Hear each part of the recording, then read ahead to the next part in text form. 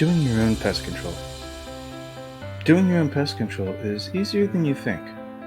I know it might seem complicated or you don't know where to turn, but in this video, you're going to learn some key elements on how to do your own pest control.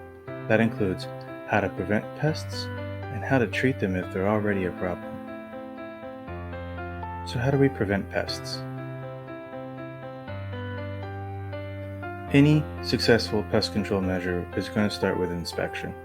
I know this isn't fun or it's not like cool or sexy, but you're going to discover issues contributing to your problems or what may be conducive to future problems.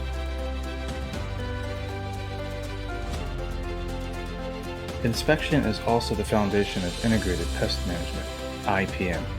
It's the most successful pest management strategy. Start with exterior inspection. Generally, all bugs originate from the outside, so what you want to look for is how would they get inside.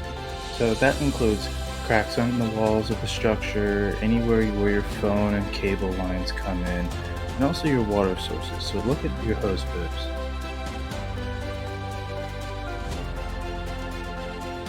Food sources.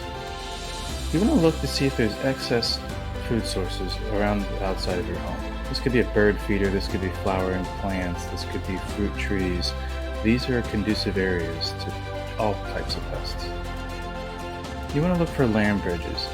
What this is you want to look for trees, shrubs, or any kind of structure that touches your house so bugs can gain access to your home without actually crawling on the ground. Now it's time to look at the inside. You want to look for areas of moisture, so typically these are your baths and your showers, and then you want to look for food sources. Again, this is going to be in your kitchen. Address all the concerns you found. You may have found some things. Trim the bushes back or the trees back, seal the cracks and crevices so that way ants can't crawl in. You know where I'm going with this. Now treat for your pests. Something to think about. Sprays are not always the best solution. In some cases, sprays aren't even effective at all.